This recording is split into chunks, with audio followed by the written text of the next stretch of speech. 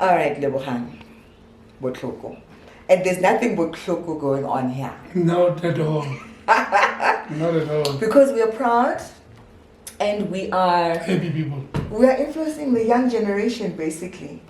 Because there's nothing more important than instilling pride and confidence in young people. You know what I'm saying? So how are you doing that here at the school as a gay man and as a school teacher?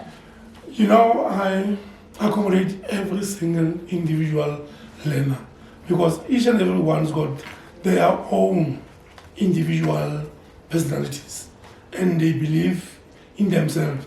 Sometimes you find other kids are aware of other kids' sexual orientation, so they want to mock them or trying to make them feel small about themselves. I will never accept and allow that in my presence. And likely, I'm happy because my kids, some of them, they can realize that we have a father, we have a brother who's happy and who knows himself. So they can easily come and tell me, "Manel, this is what I feel." And I'll take it from there, just to give you support and then to instill ego. They must have a self-esteem within themselves. Either as a gay, as a lesbian, or as a boy, it doesn't matter. For me, we are there and we are there to stay and live. You are a counselor. You are counseling parents. You are counseling the kids. So now this means you are the go-to person. It's known here in school. So have you got a support group here at schools? Have you formalized the structure for the LGBTI kids to come speak about their problems? Do they invite you to their home if parents don't understand? Do sometimes parents fear that they've got a gay child and they don't know how to talk to them and they come to you? What's your relationship between the parents and the kids? I've realized the kids who are in relationship and they were trying to be abusive, by abusive in the form of words. People wanted to make them feel small, but they really can't openly to me and they say, "Mena, how will you feel if somebody comes to you saying this about you?" I say, "You know what, look at me, I don't give a damn who says what. My happiness comes first. So you are. So if you feel like you love somebody and you feel like you're okay with it, go for it." And then they started becoming open. You know what? There's certain ex-teacher who was not happy about our relationship. I say, hell no. The problem is we teachers were being trained to do psychology. So if we cannot accept you, then there's a discriminatory and then I'm not going to allow that. I even went to a point whereby I tell to those girls, if there might be any teacher, whoever, who's going to discriminate you, talk to me.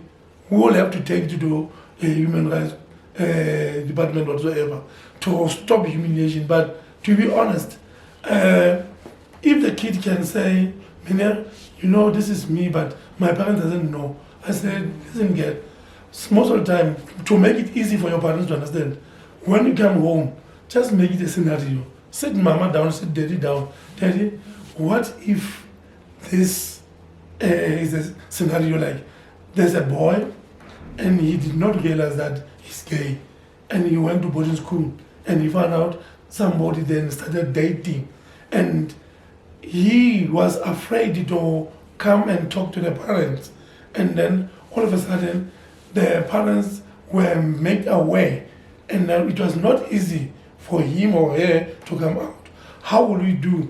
Feel as if maybe that scenario, it was me who did that." So you take it from there and then we'll see whether the parents will appreciate or the parents will support that. Then it's then you can test whether your parents are knowledgeable enough to be open to them, because the way we approach things, sometimes our parents are aware, they're just in denial. So now, there's sexual orientation and then there's gender identity. You know the transgender is when the little boy who was born a little boy feels like a girl. It's not a gay boy. Ne? That means now we're dealing with another issue. We have had so many incidences of transgender women who was at school as boys having problems just to come to school because they don't want to wear boys' uniform. Is there anything that you are doing to assist the kids here, as the principal, allowing the girls and the boys to wear the uniform that they feel represents them as the sex that they are? You know, in our school, we never experienced that, because now, lately you can find out the girls are wearing tunics, but they are being allowed also to wear the grey flannel. So it's an advantage to those, maybe those who are lesbian, because they will be enjoying to wear trousers every day, then forget about the tunic. So we never have the discriminatory when it comes to girl and a boy with their sexual orientation. So that's just for the lesbians who are allowed to wear pants. But do you think there would be a problem if a boy wanted to wear a tunic? Okay, no, in that case, it's gonna be difficulties, because you know, understand, the boy might understand his sexual orientation or identity, but in the school like this, if he is confident enough to come out and then be himself, then I think that there won't be a problem. But the problem can only come when the parents also support. If you can have the support structure from home, and then if the parents are openly to can divert that to the management of the school, and then if the management of the school can accept it. But I think it won't be easy for the management of the school to do that, because there's a policy with regard to the boys and the girls uniform. But in certain things, it depends on the situation. But I, for one, I wouldn't encourage, because of, remember, if you have to move from home wearing the tunic. But if he has the guts to do that, then we need to support. But we have to think about the safety, traveling, and then that's why we have to be careful about that.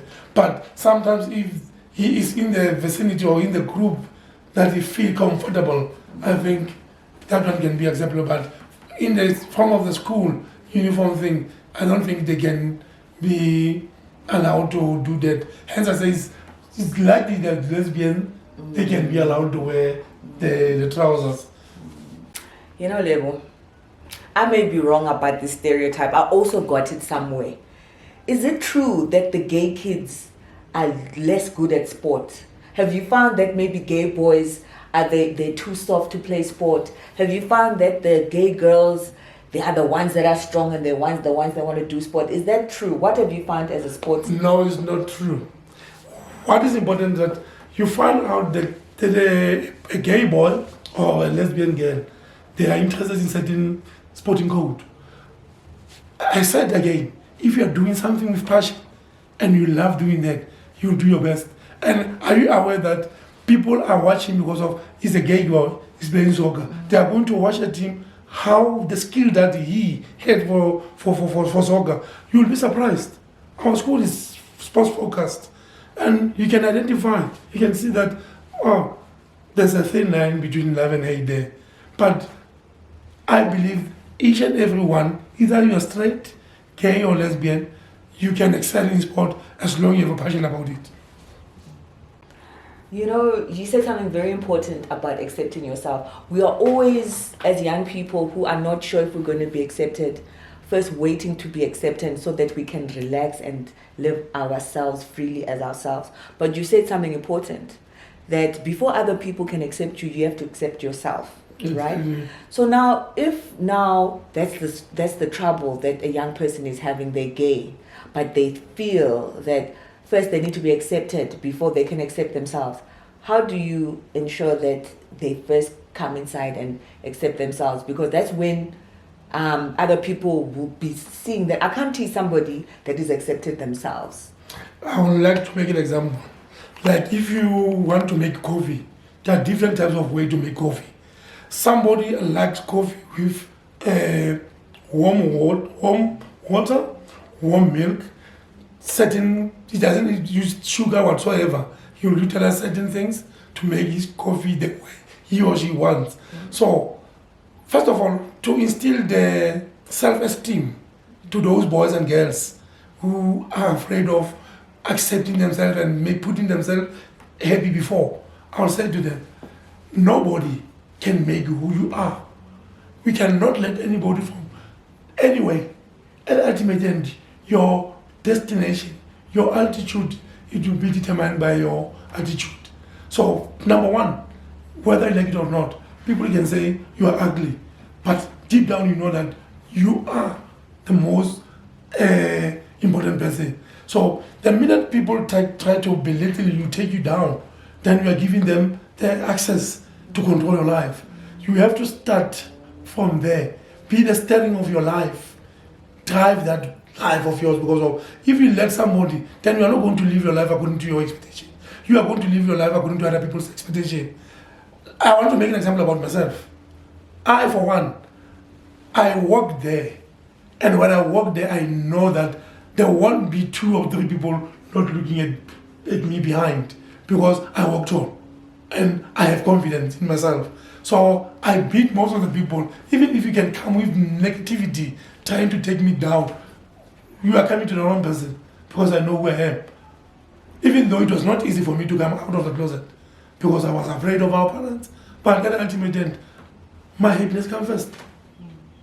So whoever out there who are afraid of coming out or believing yourself, this is the time that you have to stand in the mirror, as the person in the mirror who are. Hey, I want to give us there. Hi.